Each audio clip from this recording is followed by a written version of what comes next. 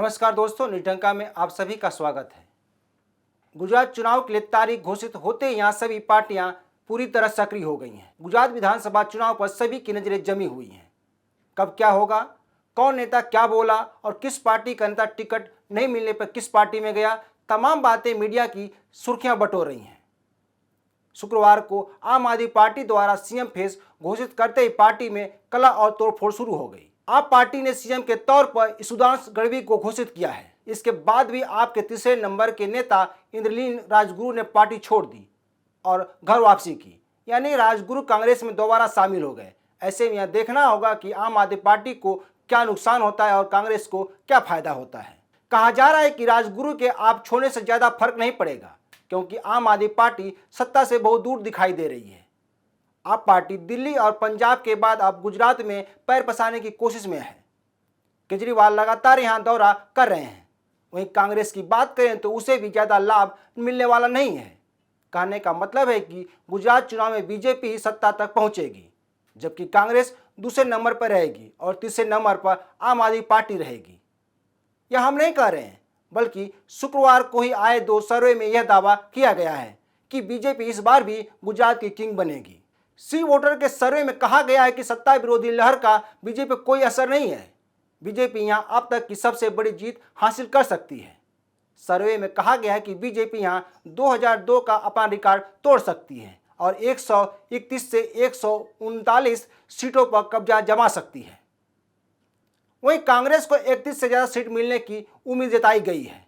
वहीं आम आदमी पार्टी 7 या इससे अधिक सीटें पर जीत दर्ज कर सकती है। एक दूसरे सर्वे में बीजेपी को 119 सीटें मिलने का अनुमान लगाया गया है, जबकि कांग्रेस को 59 सीटें आ सकती हैं। वहीं आम आदमी पार्टी को 3 सीटें मिलने की भविष्यवाणी की गई है। तो अब यह जान लेते हैं कि आप छोड़कर कांग्रेस ज्वाइन करने वाले राजगुरु कौन हैं। दरअसल इंद्रनील राजगुरु सौराष्ट्र के बड़े नेता हैं। पहले वे कांग्रेस में थे। रियल एस्टेट कारोबारी राजगुरु एक दौलतमंद नेता हैं। उनका स्थानीय स्तर पर अच्छा प्रभाव है। राजगुरु आपके उन नेताओं में शामिल थे जिनके पास चुनाव लड़ने और जीत हासिल करने का अनुभव था। इसलिए माना जा रहा है कि सौराष्ट्र में आम आदमी पार्टी को राजगुरु के पार्टी छोड़ने से बड़ा झटका लग सकता है। उनके रहने से आम आदमी पार्टी सौराष्ट्र में बीजेपी और कांग्रेस को टक्कर दे सकती थी, लेकिन इससे पहले ही पार्टी को उन्होंने झटका दे दिया। वहीं कांग्रेस को यहाँ फायदा हो सकता है, क्योंकि राजगुरु आप में शामिल होने से पहले कांग्रेसी नेता थे।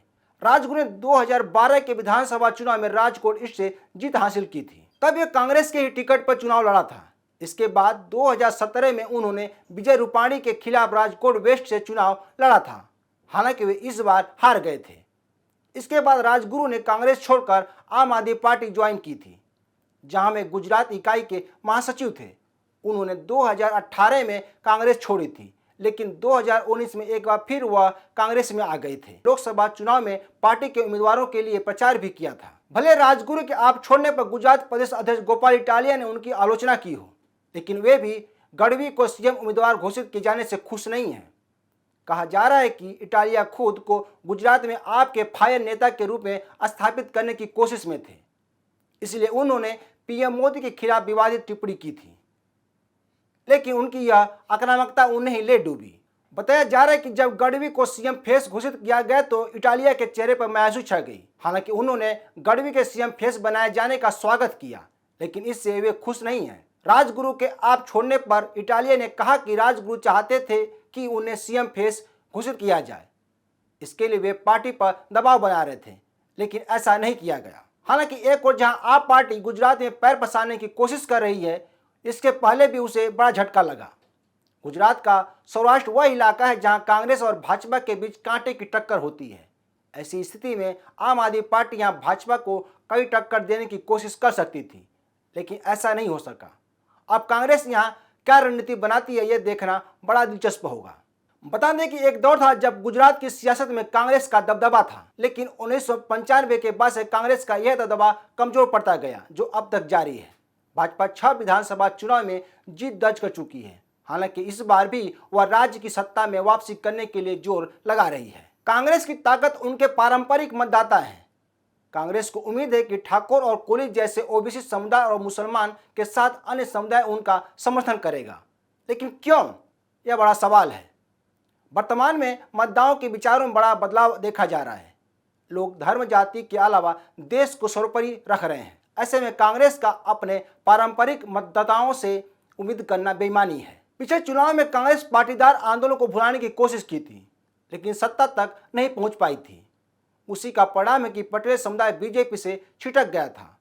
आरक्षण के लिए आंदोलन करने वाले हार्दिक पटेल कांग्रेस के साथ हो लिए थे, लेकिन वे हाल में बीजेपी में शामिल हो गए। यहाँ भी कांग्रेस को पटेल समुदाय का समर्थन हासिल करना बड़ी चुनौती है। इसके अलावा गुजरात में कांग्रेस के पास मजबूत नेताओं की कमी है। इतना ही नहीं, पार्टी राज्य इकाई गुटबाजी और आंतरिक कलह से जूझ रही है। कांग्रेस के साथ शहरी मतदाता दूर हैं, उनको भी साथ लाना बड़ी चुनौती है। वहीं आला कमान गुजरात चुनाव पर ध्यान नहीं दे रहा है। वर्तमान में राहुल गांधी भारत जोड़ो यात्रा में व्यस्त हैं, जिसके कारण कार्यकर्ताओं में भी उत्साह नहीं है। इसके साथ ही दर्जन भर से ज्यादा कांग्रेसी बीजेपी में शामिल हो गए हैं।